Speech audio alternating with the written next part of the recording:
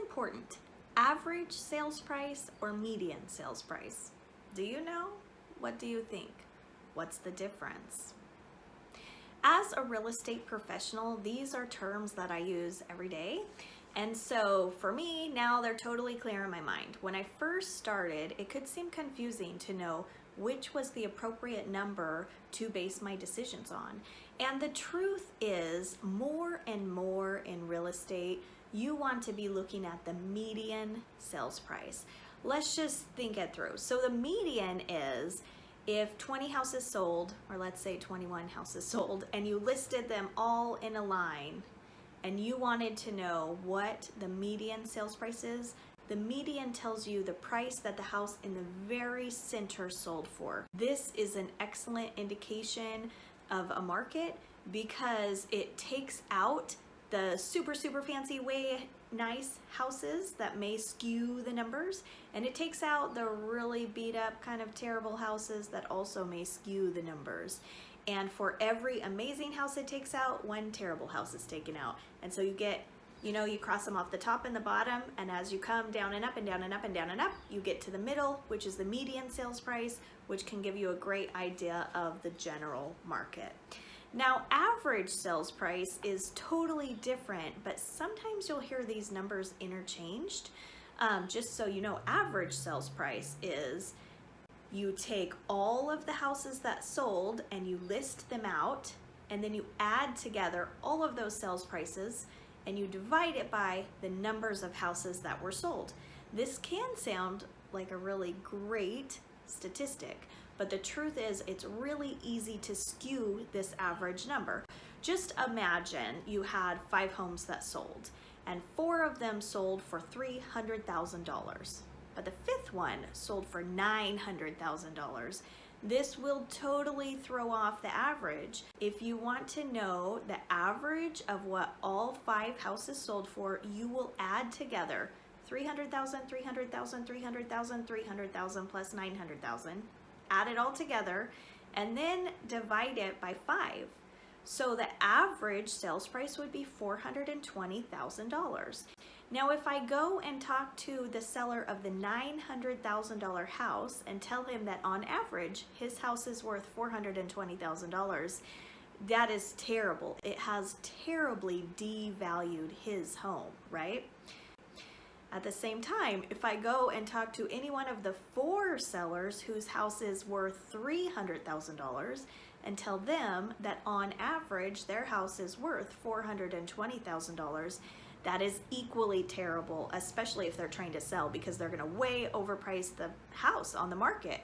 The average overvalues the value of these homes.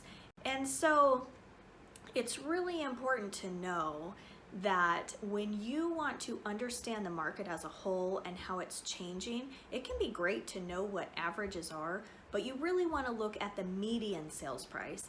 In this example, with 5 homes that sold, 4 of them for $300,000 and 1 for $900,000, the average is going to be super skewed, but the median will always tell you what the house in the middle sold for, which in this case was $300,000.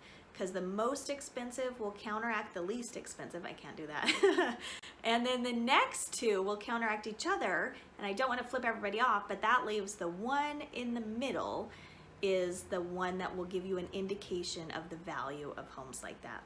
And so anyway, you always want to look at the median sales price. And if you're trying to determine what has happened over time, you want to track the way that the median sales price has changed at time.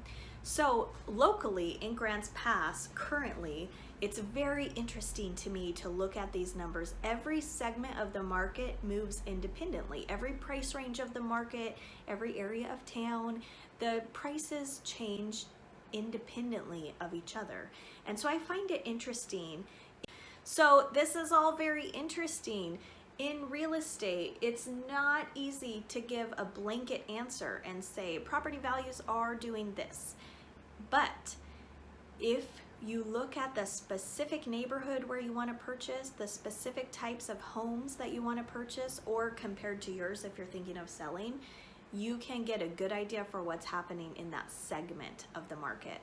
That's one of the reasons why if you're thinking of selling a home or purchasing a home, it's so important to have a trusted real estate professional behind you who understands the statistics, understands what's happening in the market, and can talk you through how this applies to what's happening to you specifically and your property specifically, or the home that you're searching for specifically. And so you need to look at homes that are like yours or like the one you want to purchase to be making a decision based on the correct statistics.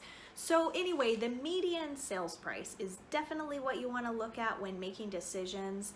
And as sellers, you're going to care about the comparable homes just like yours that have sold recently, no longer than a year ago, and the median sales price of all those comparable properties when you list your house for sale.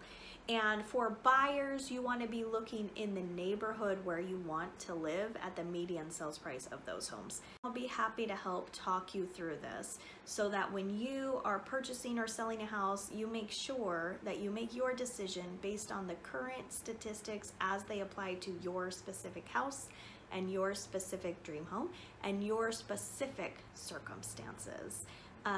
When we look at everything in a general way, a lot of the power gets lost in the generalization. You really have to be specific to know exactly what's happening so that you can make the right decisions for yourself.